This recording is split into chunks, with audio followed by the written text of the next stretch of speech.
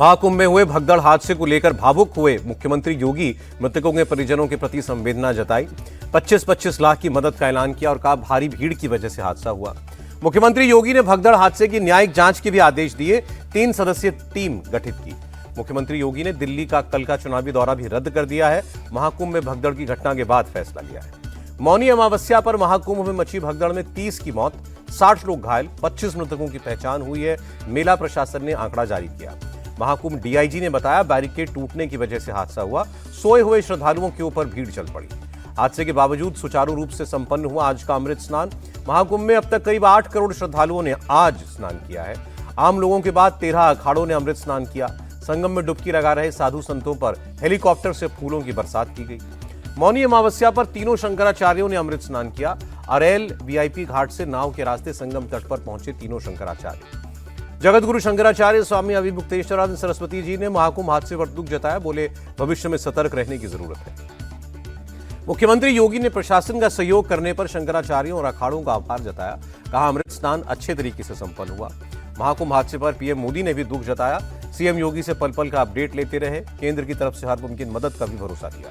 महाकुंभ में भगदड़ पर राहुल गांधी ने सरकार को घेरा और कहा भगदड़ के लिए बद इंतजामी और वीआईपी मूवमेंट जिम्मेदार है। अखिलेश यादव ने भी महाकुंभ में हुई भगदड़ पर दुख जताया और कहा महाकुंभ का प्रबंधन तत्काल सेना को सौंप देना चाहिए। शरद गुट की नेता सुप्रिया सुले ने भी बीजेपी को घेरा और कहा अपने ही नेता की बात सुन ले बीजेपी। साध्वी निरंजन ज्योति ने खुद कहा कि कुप्रबंधन है। आप सांसद राघव चड्ढा की योगी सरकार को सलाह, एक बार फिर व्यवस्थाओं की समीक्षा करें, उसमें सुधार करें ताकि दोबारा ऐसी घटना ना हो। अरविंद केजरीवाल ने हादसे पर दुख जताते हुए कहा कि श्रद्धालु धैर्य बनाए रखें और प्रशासन के निर्देशों का पालन करें। केंद्रीय मंत्री अश्विनी वैष्णव ने दिल्ली रेलवे बोर्ड से प्रयागराज के लिए चलने वाली ट्रेनों की जानकारी ली। अधिकारियों को जरूरी दिशा निर्देश दिए। प्रयागराज महाकुंभ के बीच अरेल घाट पर गंगा की आरती हुई और भारी तादाद में लोग इसमें शामिल हुए। महाकुंभ जा रहे 200 नेपाली श्रद्धालुओं को प्रशासन ने जौनपुर में रोका। 24 घंटे के बाद प्रशासन के आदेश के बाद रवाना होंगे। जिला प्रशासन ने शिविर में रहने और खाने की व्यवस्था की है। उत्तराखंड से भी लाखों लोग श्रद्धालु महाकुंभ पहुंच रहे हैं। नागरिकों की सहायता के लिए उत्तराखंड सरकार ने टोल फ्री नंबर जारी किया। अभिनेत्री और मथुरा से बीजेपी सांसद हेमा मालिनी ने भी संगम में स्नान किया और कहा ऐसा अनुभव पहले कभी नहीं हुआ। मौनी अमावस्या पर अयोध्या में भक्तों का तांता। सरयू नदी में श्रद्धालुओं ने लगाई आस्था की डुबकी। अयोध्या के सरयू घाट पर संध्या आरती की गई। बड़ी तादाद में श्रद्धालु शामिल हुए। वाराणसी में उमड़ी श्रद्धालुओं की भीड़। मौनी अमावस्या पर गंगा नदी में लगाई आस्था की पवित्र डुबकी। बिहार के कैमूर में NH-19 पर भीषण जाम। महाकुंभ में आने जाने वाली गाड़ियों के चलते जाम से हालात बिगड़े। 2 दिन से जाम में फंसी हैं कई गाड़ियां। एक लेन को क्लियर करने में जुटी पुलिस। कहा कुंभ मेले को लेकर दोनों लेन में जाम है। महाकुंभ की वजह से पटना स्टेशन पर भी यात्रियों की भारी भीड़। प्रयागराज से गुजरने वाली ट्रेनों में बड़ी संख्या में श्रद्धालु यात्रा कर रहे हैं। दिल्ली की रैली में आम आदमी पार्टी पर प्रधानमंत्री का हमला। कहा 5 फरवरी को दिल्ली से आपदा जाएगी, बीजेपी आएगी। पीएम मोदी बोले दिल्ली में विकास का कमल खिलेगा। आपदा का झूठ लूट नहीं चलेगा। जनता को दिल्ली में विकास वाली सरकार चाहिए। यमुना में अमोनिया मिलाने के आरोप पर ही प्रधानमंत्री बोले। केजरीवाल ने हरियाणा पर घिनौने आरोप लगाए। मैं पिछले 11 साल से हरियाणा से आ रहा पानी पी रहा हूं। जहरीली यमुना के मुद्दे पर दिल्ली हरियाणा में जंग जारी। हरियाणा के मुख्यमंत्री ने यमुना का पानी पिया। कहा अपने स्वार्थ के लिए केजरीवाल ने झूठे आरोप लगाए। सीएम नायब सैनी बोले हम नदियों को मां मानकर पूजा करने वाले लोग हैं। जो जहर मिलाने का आरोप लगाते हैं उनकी सोच संकीर्ण है। हरियाणा के सीएम ने यमुना का पानी पीने का ढोंग किया। केजरीवाल ने यह आरोप लगाया। उन्होंने कहा पहले इन्होंने पानी पिया फिर थूक दिया। अरविंद केजरीवाल के खिलाफ सोनीपत में केस दर्ज हुआ। कैबिनेट मंत्री विपुल गोयल बोले केजरीवाल ने लोगों के मन में डर फैलाने की कोशिश की। पानी में जहर वाली पॉलिटिक्स में हरियाणा के मंत्री अनिल विज भी आए और बोले केजरीवाल को सिर्फ दूसरों पर आरोप मढ़ना आता है। आप प्रवक्ता प्रियंका कक्कड़ ने कहा प्रधानमंत्री मोदी पानी के मुद्दे पर राजनीति कर रहे हैं। उनकी बात से बहुत अफसोस हुआ। दिल्ली के प्रचार में उतरे असम के सीएम हेमंत बिस्वा शर्मा। यमुना पर किए दावों को लेकर केजरीवाल को घेरा। कहा अपने जन्मस्थान के बारे में कोई इतना बड़ा झूठ कैसे बोल सकता है। मैं मर जाऊंगा लेकिन कभी ऐसा नहीं करूंगा। हेमंत बिस्वा शर्मा बोले यमुना की गंदगी से ध्यान हटाने के लिए केजरीवाल ने नई कहानी गढ़ी। उनका यह बयान उनकी मानसिकता को दिखाता है। मुख्यमंत्री आतिशी ने एलजी के लेटर का जवाब दिया और कहा दिल्ली के लोगों के साथ विश्वासघात कर रहे हैं एलजी। राहुल गांधी के अरविंद केजरीवाल पर हमले जारी। झूठे वादे करने वाला नेता बताया। राहुल गांधी ने केजरीवाल को चैलेंज दिया कि हिम्मत है तो यमुना का पानी पीकर दिखाइए। राहुल गांधी ने कहा साफ सुथरी राजनीति का दावा करने वाले केजरीवाल ने घोटाले किए। कांग्रेस चीफ मल्लिकार्जुन खड़गे का बीजेपी और आरएसएस पर हमला। बोले उन्होंने आजादी के त्याग का माखौल उड़ाया। दिल्ली चुनाव के लिए कांग्रेस का घोषणा पत्र जारी हुआ।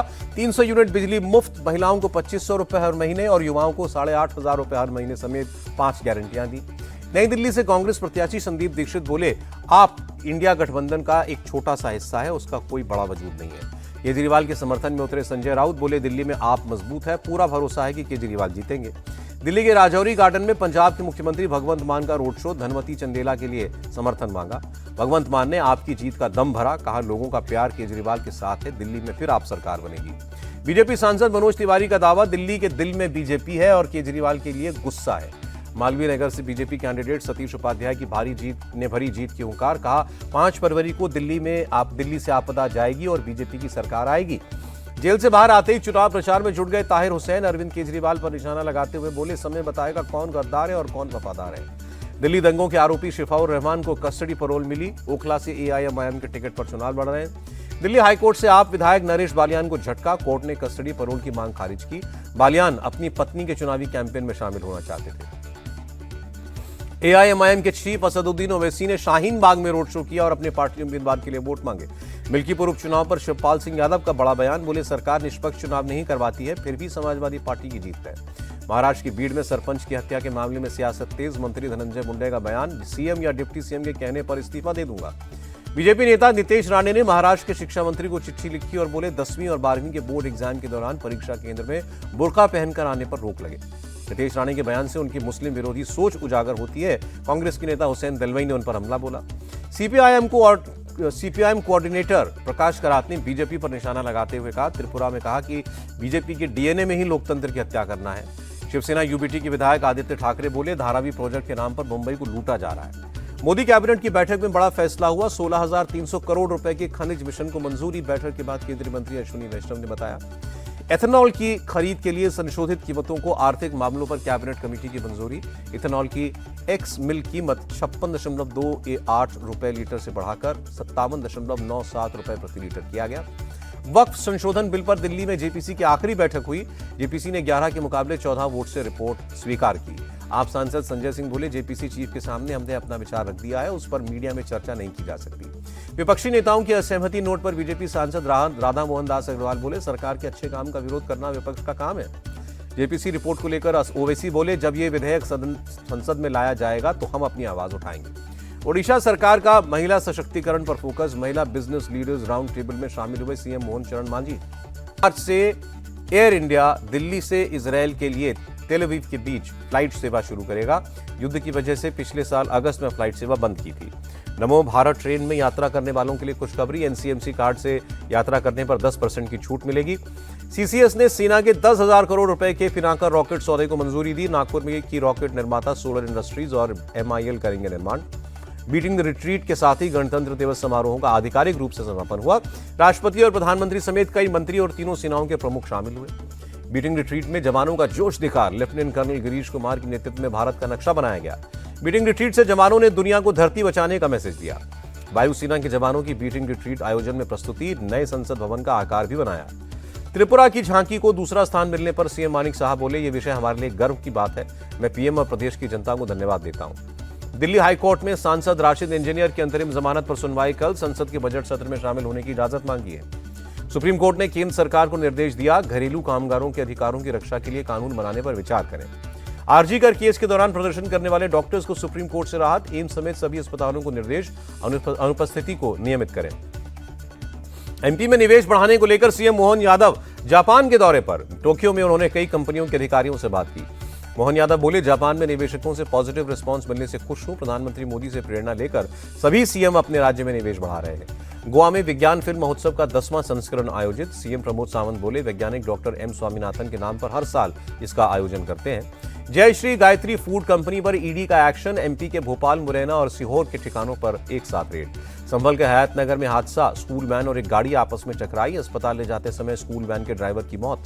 घने कोहरे की वजह से गाजियाबाद में दिल्ली मेरठ एक्सप्रेसवे पर बड़ा हादसा हुआ, करीब 1 दर्जन से ज्यादा गाड़ियां आपस में टकरा गईं, कई लोग घायल हुए हैं। सैफ पर हमले का आरोपी 14 दिन की न्यायिक हिरासत में, कोर्ट ने पुलिस कस्टडी बढ़ाने की मांग खारिज की, कहा जांच पूरी हो चुकी है, अब रिमांड की जरूरत नहीं है। एमपी में आरटीओ के पूर्व कांस्टेबल सौरभ शर्मा के बिजनेस पार्टनर शरद जायसवाल को कोर्ट ने 6 दिन की लोकायुक्त पुलिस की रिमांड में भेजा। बढ़ते वायु प्रदूषण की वजह से सीएक्यूएम ने फैसला लिया, दिल्ली एनसीआर में ग्रैप 3 की सभी पाबंदियां लागू की गई।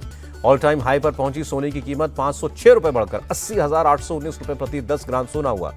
तीसरी तिमाही में अडानी पावर का मुनाफा 7.4% बढ़कर 2,940 करोड़ पर पहुंचा। नतीजों के बाद 5% चढ़ा शेयर।